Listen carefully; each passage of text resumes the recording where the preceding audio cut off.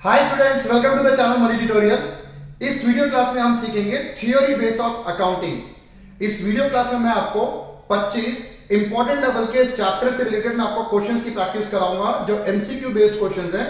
और बहुत सारे क्वेश्चन तो ऐसे हैं जो एग्जाम में कई बार पूछे गए हैं। तो जो क्वेश्चन इंपॉर्टेंट होगा मैं आपको मेंशन करता हुआ चलूंगा। साथ में इस चैप्टर के अंदर कई सारे हमारे पास प्रिंसिपल्स और कॉन्सेप्ट्स हैं जिसको आपको मीनिंग पता होना जरूरी है। जब तक आपको उसका मीनिंग नहीं पता, एमसीक्यू को आप अटेम्प्ट नहीं कर सकते। सिर्फ एक रट्टाफिकेशन और याद करके हम टिक नहीं कर सकते, सॉल्व नहीं कर सकते क्वेश्चंस को। जिस जिस क्वेश्चन में जो कंसेप्ट को समझाना होगा मैं आपको इजी वे में समझाता हुआ आगे प्रोसीड करूंगा। ठीक है, स्टार्ट करते हैं वीडियो क्लास का फर्स्ट क्वेश्चन। ये आपके स्क्रीन पर। According to business entity concept, नाम याद रखना, business entity concept. Business entity concept का मतलब होता है कि जो बिजनेस का प्रोप्राइटर होता है और जो हमारा बिजनेस यूनिट होता है, ये दोनों अलग अलग एंटिटीज होती हैं। जो हमारा प्रोप्राइटर है वो हमारा नेचुरल पर्सन होता है, जो हमारा बिजनेस यूनिट है वो हमारा आर्टिफिशियल पर्सन होता है। सो इन दोनों का इस दुनिया में अलग एग्जिस्टेंस होता है, ये दोनों सेम नहीं होते। तो ये कंसेप्ट हमें ये समझाना चाहता है बिजनेस यूनिट और उसका ओनर जो सेपरेट एंटिटीज हैं, दोनों अलग अलग एंटिटीज हैं, एक नहीं है। मतलब समझ आया? अब इस कंसेप्ट पे देखो, चार ऑप्शन हमें गिवन है बिजनेस एंटिटी कॉन्सेप्ट का। पहला option, business is treated as a separate unit from its owner. जो पहला ऑप्शन है यही बिल्कुल सही इसका ऑप्शन है। तो आगे प्रोसीड करने की जरूरत भी नहीं, फिर भी एक बार आप आगे देख सकते हो। पर इस क्वेश्चन का correct answer, business is treated as a separate unit from its owner. Owner और बिजनेस दो अलग एंटिटीज होती हैं। ये कंसेप्ट आपको समझाने की कोशिश कर रहे हैं। पहला क्वेश्चन क्लियर? ठीक है, मूव करते हैं क्वेश्चन नंबर सेकंड की तरफ। According to money measurement concept, only those transactions are recorded in accounts. Money measurement concept, again इसका मीनिंग क्या होता है? हमें अकाउंट्स में वही ट्रांजैक्शंस रिकॉर्ड करने हैं which can be measured in terms of money. कोई भी ट्रांजैक्शन जिसकी कोई मॉनेटरी वैल्यू हम पुट नहीं कर सकते, उसको अकाउंट्स में कभी रिकॉर्ड नहीं करना।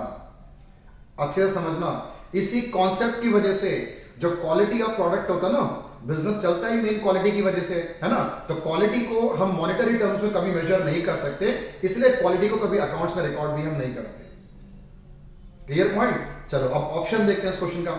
विच are capable of being expressed in terms of money, ये तो बिल्कुल सही आंसर लग रहा है। Which can not be expressed in terms of money, ये नहीं है। Both of the above transaction, both तो हो नहीं सकता। नन ऑफ द अबव, इसका मतलब जो फर्स्ट ऑप्शन है which are capable of being expressed in terms of money, ये इस क्वेश्चन का करेक्ट आंसर है। Clear?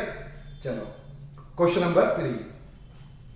As per cost concept an asset is recorded in the books. Cost concept, cost concept बोलो या कई बार historical cost concept भी बोलते हैं इसको। इसका मतलब ये होता है कि बुक्स में एसेट्स को हमने उसी रेट पे, उसी वैल्यू पे हमें रिकॉर्ड करना है जिस रेट पे हमने कुछ सालों पहले उसको परचेज किया था। हमेशा परचेज प्राइस पे रिकॉर्ड करना होता है।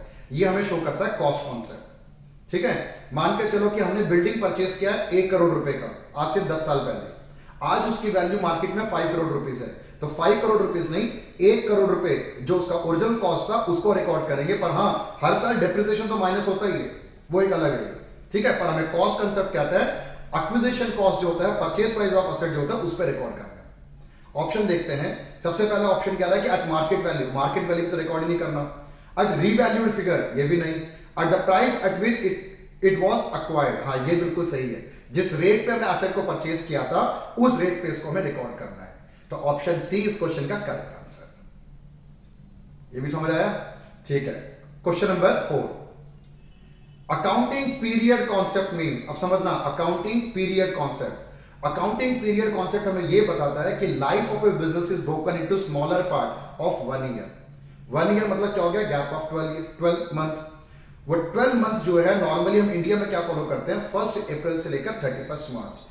द पीरियड ऑफ 12 मंथ का जो गैप है, ये हमारा अकाउंटिंग पीरियड कंसेप्ट। अकाउंट्स हमेशा एक साल के लिए बनाया जाता है। कब से कब तक? 1 अप्रैल से लेकर 31 मार्च। इसको हम फाइनेंशियल ईयर भी बोलते हैं। अब ऑप्शन पढ़ लेते हैं हम। अ पीरियड ऑफ 12 मंथ, हाँ ये तो बिल्कुल सही है। अ पीरियड ऑफ 6 मंथ, ये नहीं। इनडेफिनाइट पीरियड, ये नहीं है। पीरियड फिक्स्ड बाय मैनेजमेंट, ये भी बिल्कुल गलत है। तो ऑप्शन ए जो था पीरियड ऑफ 12 मंथ, ये इस क्वेश्चन का करेक्ट आंसर है। क्लियर ये पॉइंट? चलो question number 5। As per revenue recognition concept revenue is deemed to be realised. अभी तक के क्वेश्चन में सबसे ज्यादा इंपॉर्टेंट ये वाला क्वेश्चन है, ये क्वेश्चन एग्जाम में कई बार रिपीट हो चुका है। ठीक है, रेवेन्यू रिकॉग्निशन कंसेप्ट क्या कहते हैं? रेवेन्यू को तभी रिकॉग्नाइज करो जब वो एक्चुअल में वो सेल हो जाए। सेल कब होता है? सेल तब होता है जब टाइटल जो होता है ना, ओनरशिप का जो टाइटल है, सेलर से बायर पे जब ट्रांसफर हो जाता है तब उसको हम एक्चुअल सेल माना जाता है। ठीक है, मेयर अगर आपने सामने वाले से आपने एडवांस ले लिया या आपने डिलीवरी बाद में पे दिया, तो डिलीवरी कब दे रहे हो, एडवांस ले रहे हो, ये सबसे सेल नहीं होता। जब हमारा ओनरशिप का जो टाइटल है वो जब ट्रांसफर होता है सेलर टू बायर, उसको हम रेवेन्यू रिकॉग्निशन कंसेप्ट कहते हैं। क्लियर? तो ऑप्शन देख लेते हैं। पहला क्या बोल रहा है? When purchase order is received from the purchaser. Purchase order मिला, जब ऑर्डर मिलता है तो रेवेन्यू रिकॉग्नाइज नहीं होता, कभी नहीं होता। When goods are delivered to purchaser, जब परचेजर को हमने गुड्स डिलीवर किया, डिलीवरी भी कोई जरूरी नहीं है। ठीक है, third option, when the title of the goods has been transferred to the purchaser, ये बिल्कुल सही ऑप्शन है। जो टाइटल ऑफ गुड्स है, टाइटल ऑफ गुड्स का मतलब क्या हो गया कि ओनरशिप राइट जब सेलर से बायर पे ट्रांसफर हो जाता है उस टाइम हम उसको एक्चुअल सेल माना जाता है। यही इस क्वेश्चन का करेक्ट ऑप्शन है। क्लियर? तो टिल नाउ 5 क्वेश्चन हमने प्रैक्टिस कर लिया। इस वीडियो क्लास में 25 इंपॉर्टेंट लेवल के क्वेश्चन है। लास्ट तक आप बने रहना और साथ में चैनल पेज पे जरूर विजिट करना। आपके मैथमेटिक्स और अकाउंटेंसी से रिलेटेड कई सारे वीडियोस रेडीली अवेलेबल है जो बिल्कुल आपके काम के हैं। चैनल पेज के प्लेलिस्ट पे देखो, जो जो काम के वीडियोस हैं उसका भी आप बेनिफिट जरूर लेना। ठीक है, बढ़ते हैं क्वेश्चन नंबर 6 की तरफ। According to objectivity concept, objectivity concept क्या कहता है? देखो पहले तो मीनिंग समझ लो। ऑब्जेक्टिविटी कॉन्सेप्ट हमें यह कहता है कि जो भी हम बिजनेस में ट्रांजैक्शंस को रिकॉर्ड करते हैं सबका एक प्रॉपर एविडेंस होना चाहिए, वाउचर, रिसीप्ट, सोर्स डॉक्यूमेंट जरूर होना चाहिए, तब जाके वो रिलायबल रहता है काम हमारा। तो ऑब्जेक्टिविटी कॉन्सेप्ट के लिए क्या ऑप्शन हमें गिवन है? There should be a proper voucher for checking every transaction. हाँ, ये बिल्कुल सही है। Option B, there should be proper voucher for checking every cash transaction. सिर्फ कैश ट्रांजैक्शन नहीं, क्रेडिट ट्रांजैक्शन के भी हमारे पास वाउचर्स होने चाहिए। There should be a proper voucher for checking every purchase sale transaction. खाली परचेज सेल नहीं, जितने भी बिजनेस ट्रांजैक्शन हैं सबके वाउचर्स हमारे पास होने चाहिए। There is no need for voucher for checking and transaction, checking of transaction नहीं, ये इसका ऑप्शन नहीं है। तो ऑप्शन ए जो था हमारे पास, there should be a proper voucher for checking every transaction, ये हमारा ऑब्जेक्टिविटी कॉन्सेप्ट का करेक्ट आंसर है। मीनिंग भी क्लियर हो गया आपको? ठीक है, अब बढ़ते हैं नेक्स्ट क्वेश्चन की तरफ। Question number 7। According to convention of full disclosure, convention of full disclosure नाम ही समझना आप। कन्वेंशन ऑफ फुल डिस्क्लोजर क्या कहता है हमें कि जितने भी इंपॉर्टेंट इंफॉर्मेशन है, बिजनेस ट्रांजैक्शंस हैं, सारे के सारे बुक्स ऑफ अकाउंट में रिकॉर्ड हो जाने चाहिए। किसी भी ट्रांजैक्शंस को आपने इग्नोर नहीं करना होता, यह है फुल डिस्क्लोजर। ठीक है, इसी के जस्ट एक ऑपोजिट एक और कंसेप्ट होता है मटेरियलिटी कंसेप्ट। वो सिर्फ ये कहता है कि सिर्फ इंपॉर्टेंट ट्रांजैक्शन जो बिजनेस के पॉइंट ऑफ व्यू से हो उसको सिर्फ रिकॉर्ड करना। जो छोटे मोटे ट्रांजैक्शन होते हैं, लो वैल्यू ट्रांजैक्शन, उनको रिकॉर्ड मत करना। तो ये फुल डिस्क्लोजर और मटेरियलिटी कंसेप्ट आपस में एक दूसरे को कॉन्ट्राडिक्ट भी करते हैं, ध्यान रखना। चलो, पर ये हमारा ये क्वेश्चन नहीं है। हमारा क्वेश्चन क्या कह रहा है कि फुल डिस्क्लोजर प्रिंसिपल, इनमें से क्या करेक्ट ऑप्शन है? All the secret of business must be disclose. ये कोई जरूरी नहीं है, सीक्रेट्स को डिस्क्लोज नहीं करना बुक के अंदर, ये ऑप्शन नहीं है। All significant information should be completely disclose, यही इस क्वेश्चन का करेक्ट ऑप्शन है। सी और डी आप रीड आउट कर लो पॉज करके, पर बी इस क्वेश्चन का करेक्ट आंसर है। मीनिंग अगर क्लियर हो, आंसर आपको बड़े आसानी से मिल जाएगा। ठीक है, question number 8। Convention of consistency. Convention of consistency जो होता है, कंसिस्टेंसी का मतलब होता है भरोसा। ठीक है, भरोसेमंद अकाउंट्स हमारा तभी बनता है when all the methods, rules, policy, procedure which was adopted in the previous year, the current year should be followed year after year. There should be no change in method. ठीक है, जब तक उसकी significant requirement ना हो, कोई भी methods को आप ईयर आफ्टर ईयर चेंज मत करना, वरना कंसिस्टेंसी वाला जो हमारा assumption है वो वायलेट हो जाएगा यहाँ पर। ठीक है, तो मेथड्स वगैरह जो रूल्स होते हैं, जो पॉलिसीज होते हैं, उनको आपने ईयर आफ्टर ईयर चेंज नहीं करना जब तक उसकी बहुत ज्यादा जरूरत नहीं पड़ जाए। एग्जाम्पल के लिए बता रहा हूँ, जैसे डेप्रिसिएशन जो कैलकुलेट करते हैं ना असेट्स पे, हमारे पास 2 मेथड हैं, स्ट्रेट लाइन मेथड और रिटर्न ऑन वैल्यू मेथड। अगर किसी फर्म ने straight line method of depreciation को फॉलो किया स्टार्टिंग में, same method should be followed year after year. ऐसा नहीं कि पहले आपने स्ट्रेट लाइन मेथड को फॉलो किया, फिर आपने रिटर्न डाउन वैल्यू, बार बार आप क्या कर रहे हो, मेथड को स्विच कर रहे हो, ये नहीं चलता। कंसिस्टेंसी मतलब same method should be followed year after year, ये इसका मीनिंग है। अब देखो option, all the firm in the same industry should use the identical accounting principle and procedure, ये कंसिस्टेंसी नहीं है। All the principle and procedure of accounting are utilised, ये भी नहीं है। Accounting principle and method should remain consistent from one year to another, यही इसका correct answer है। जो उसके मेथड्स हैं बिल्कुल सेम चलने चाहिए ईयर आफ्टर ईयर, तब जाके हमारा अकाउंट जो है कंसिस्टेंट चलेगा। क्लियर ये भी? ठीक है, मूव करते हैं नेक्स्ट क्वेश्चन की तरफ। Question number 9, convention of conservatism takes into account. Convention of conservatism का एक और नाम भी होता है, उसे कहते हैं प्रूडेंस कॉन्सेप्ट। ये कॉन्सेप्ट क्या कहता है? All anticipated losses are provided in business but all anticipated profits are not recorded. Anticipated profits are not recorded whereas anticipated losses are recorded. Future में अगर आपको कोई नुकसान नजर आता है उसको बुक्स में आज या प्रोविजन बना के चलो, पर फ्यूचर में किसी तरीके से आपको प्रॉफिट नजर आता है, एग्जांपल के लिए कि क्रेडिटर से हमें डिस्काउंट मिलने वाला है, वो सब हम बुक्स में रिकॉर्ड नहीं करते। पर अगर यही हमारे डेटर्स पे प्रोविजन फॉर बैड डेट्स है, पैसे डूबने की आशंका है, उसको हम अकाउंट्स में जरूर रिकॉर्ड करके चलते हैं। ठीक है, तो ये क्या कह रहा है? वो ऑप्शन 4 है हमारे पास, all future profit and losses. ये तो नहीं है, ऑल कह रहा है प्रॉफिट और लॉसेस दोनों के साथ ऑल है, इसको रिकॉर्ड नहीं है। All future profit but not losses, ये भी गलत है। लॉसेस को रिकॉर्ड करते हैं, प्रॉफिट को नहीं करते, ये ऑप्शन गलत है। All future losses and not profit, losses को रिकॉर्ड करना है, प्रॉफिट को रिकॉर्ड नहीं करना, यही इसका करेक्ट ऑप्शन है। और डी बोल रहा है कि नाइदर प्रॉफिट नॉर लॉस, ये तो नहीं है इसका आंसर। ठीक है, तो ऑप्शन सी इस क्वेश्चन का correct answer. Question number 10, according to convention of conservatism, again वही सेम प्रूडेंस कंसेप्ट बोल रहे हैं, closing stock is valued at. ये तो बहुत ही ज्यादा इंपॉर्टेंट क्वेश्चन है, बहुत बार रिपीटेशन है। Closing stock is always valued at cost price और market price whichever is less, यही कहता है प्रूडेंस कॉन्सेप्ट। दोबारा बता रहा हूं, closing stock is valued at cost price और market price whichever is less. Option देख लेते हैं, एट कॉस्ट प्राइस नहीं, एट रियलाइजेबल वैल्यू, इसी को मार्केट प्राइस कहते हैं, ये भी नहीं, कॉस्ट प्राइस और realisable value whichever is less, हाँ ये इसका करेक्ट आंसर। मीनिंग समझ आ रहा है आपको? ये वीडियो क्लास बड़ा ही इंपॉर्टेंट है, हर किसी के स्कूल के एग्जाम में ये क्वेश्चन तो आते ही आते हैं। चलो टिल नाउ 10 क्वेश्चन हो गए, 15 क्वेश्चन और रह गए, बने रहना वीडियो में।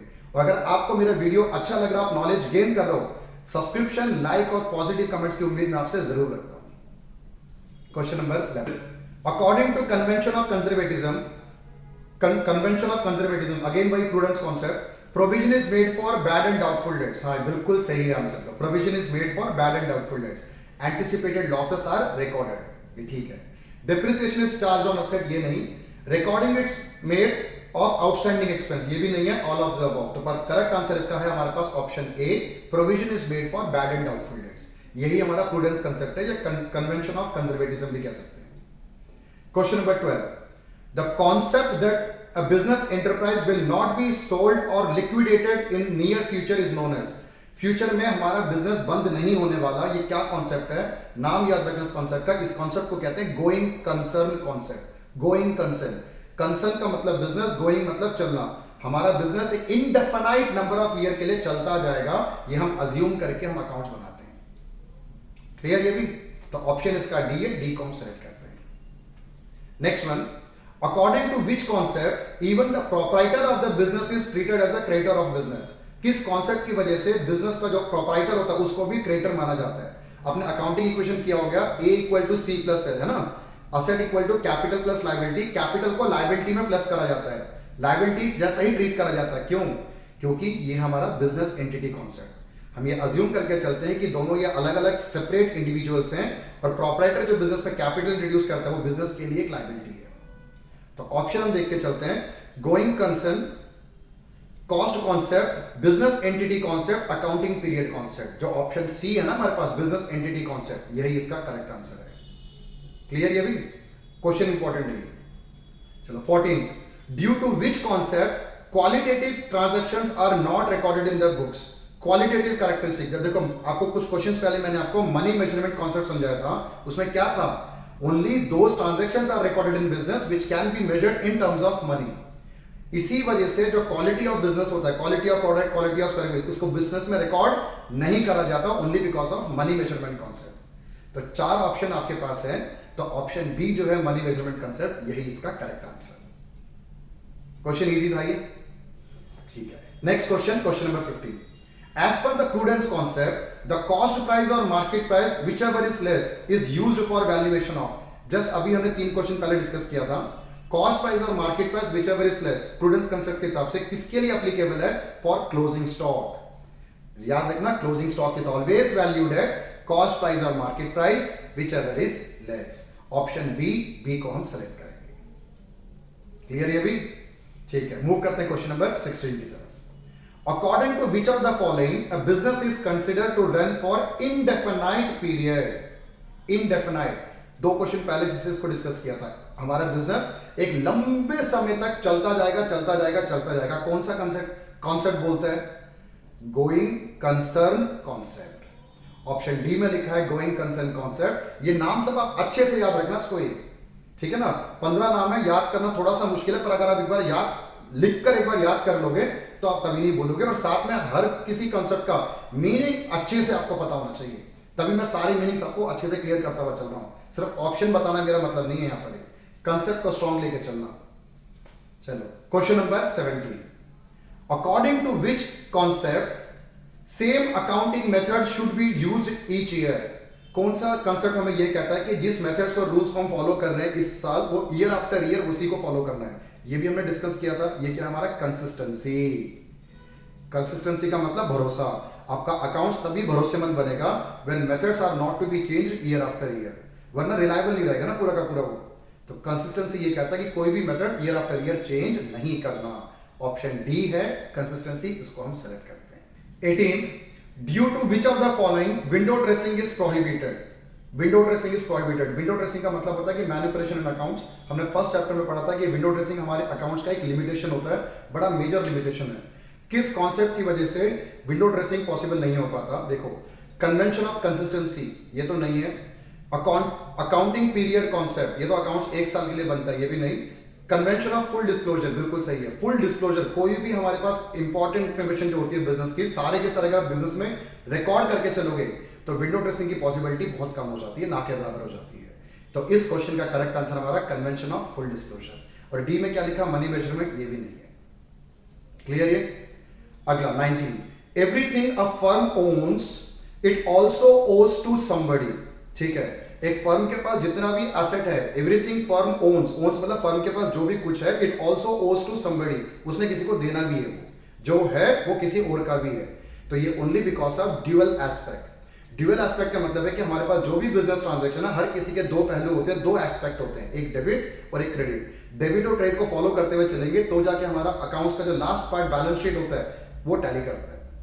तो ड्यूअल एस्पेक्ट इस वाले पॉइंट को वैलिडेट करता है। तो ऑप्शन ए है ड्यूअल एस्पेक्ट, उसको हम सेलेक्ट कर लेते हैं। चलो question number 20, the dash convention state that the method of providing depreciation adopted in 1 year should be adopted each year. Same depreciation वाला कंसेप्ट आपको पहले भी मैंने समझाया था। किसमें आता है? कंसिस्टेंसी में। डेप्रिसिएशन के दो मेथड होते हैं, स्ट्रेट लाइन मेथड और रिटर्न डाउन वैल्यू मेथड। अगर कोई कंपनी स्ट्रेट लाइन मेथड को इनिशियली अडॉप्ट करती है, same method should be followed year after year. तो क्या है हमारा ये? कंसिस्टेंसी, जो ऑप्शन बी है उसको हम सेलेक्ट करते हैं। कोई भी मेथड चेंज नहीं करना साल दर साल। Next 21, due to which of the following contingent liabilities are shown in the balance sheet. Contingent liabilities हमारी वो लायबिलिटीज होती है जो फ्यूचर में शायद पे करना भी पड़ सकता है और शायद नहीं भी देना पड़ सकता। इसका बेस्ट एग्जांपल होता है bill receivable discounted with bank. ठीक है, कंटीजेंट लायबिलिटी एक्चुअल लायबिलिटी नहीं होती, शायद वाली बात आ जाती है, 50-50% लेके चलो आप। तो इसको बुक्स में क्यों रिकॉर्ड करते हैं? Only because of full disclosure concept. ठीक है ना, तो फुल डिस्क्लोजर में हर चीज को हमें बिजनेस में शो करके चलना पड़ता है। ये क्वेश्चन भी बड़ा इंपॉर्टेंट क्वेश्चन है ये। चलो अब question number 22, the cost of a small calculator is accounted as an expense and not as an asset in financial statement of the business entity due to dash. छोटा जो small amount spend कर रहे हैं calculator पे, वो हमारा asset नहीं है, पर यही अगर हम कंप्यूटर परचेज करते हैं 50,000 रुपए का, वो अकाउंट्स में रिकॉर्ड कर लेंगे बिकॉज ऑफ मटेरियलिटी कॉन्सेप्ट। कहते हैं कि जो छोटे अमाउंट के एक्सपेंस होते हैं उसको सब कुछ बुक्स में रिकॉर्ड करके मत चलो, वरना हमारा बिजनेस में बहुत सारे ट्रांजैक्शंस हो जाएंगे जो इंपॉर्टेंट और काम के नहीं है, उनमें डिफरेंशिएट करना मुश्किल हो जाएगा। तो इस क्वेश्चन का जो करेक्ट आंसर वो क्या है हमारा? Materiality convention. ऑप्शन ए, उसको हम सेलेक्ट करते हैं। The owner of the firm record his medical expense in firm's income statement. जो फर्म का जो प्रॉफिट एंड लॉस अकाउंट होता है वो अपना पर्सनल मेडिकल बिल को वहां शो कर रहा है। Indicate the principal that is violated. कौन से प्रिंसिपल को उसने वायलेट किया? एक्चुअल में कौन से प्रिंसिपल को उसने वायलेट किया, वो है बिजनेस एंटिटी कॉन्सेप्ट। क्यों? बिजनेस एंटिटी हमें ये कहता है कि प्रोपराइटर वो उसका बिजनेस, ये दो अलग अलग सेपरेट एंटिटीज हैं। भाई मैं अपना मेडिकल, अपना पर्सनल बिल बिजनेस में कैसे डाल सकता हूं, है ना? तो इसने कौन सा प्रिंसिपल वायलेट हुआ? बिजनेस एंटिटी कॉन्सेप्ट, जो आपके ऑप्शन डी में लिखा हुआ है, उसको हम सेलेक्ट करते हैं। मीनिंग समझ आ गया आपको? चलो question number 24, which of this is not a fundamental accounting assumption. Fundamental accounting assumption, accounting का बेसिक जो बुनियाद होता है वो फंडामेंटल होता है, वो हमारा इसमें से कौन सा नहीं है? गोइंग कंसर्न, ये फंडामेंटल में आता है। ये कंसिस्टेंसी, ये भी जरूरी है। मटेरियलिटी और अक्रूवल, अक्रूवल तो बहुत इंपॉर्टेंट है, तभी हमारा बिजनेस का करेक्ट प्रॉफिट और लॉस पता लग पाता है। जो मटेरियलिटी है ये हमारा फंडामेंटल अकाउंटिंग अजम्पशन नहीं है। ठीक है, तो ऑप्शन सी को हम सेलेक्ट कर लेते हैं और आगे बढ़ते हैं वीडियो क्लास के लास्ट क्वेश्चन की तरफ। ओमिशन ऑफ पैसा and showing the round figure in financial statement is based on. मान लो कि हमारा 500 रुपए 10 पैसे का ऐसा कोई बिल बनता है, हम 10 पैसे को इग्नोर करते हुए चलते हैं, पैसे को इग्नोर करके रुपीस को काउंट करते हैं, only because of materiality concept. कहते हैं कि छोटे मोटे पॉइंट्स को हम इग्नोर कर बड़े बड़ी चीजों को रिकॉर्ड करना है, जो बिजनेस के पॉइंट ऑफ व्यू से बड़े इंपॉर्टेंट है। तो ऑप्शन सी है इसमें मेटीरियलिटी, उसको हम सेलेक्ट करेंगे और इस वीडियो को हम क्लोज करते हैं। टिल देन हमने 25 क्वेश्चंस में कवर अप कर लिया। इस चैप्टर से रिलेटेड अगर और भी कोई क्वेश्चन होगा तो मैं आने वाली वीडियोस में वो भी आपको डिलीवर करूंगा। तब तक आप इन क्वेश्चंस को अच्छे से पढ़ते रहना और खुश रहना। मिलता हूं आपसे नेक्स्ट वीडियो में।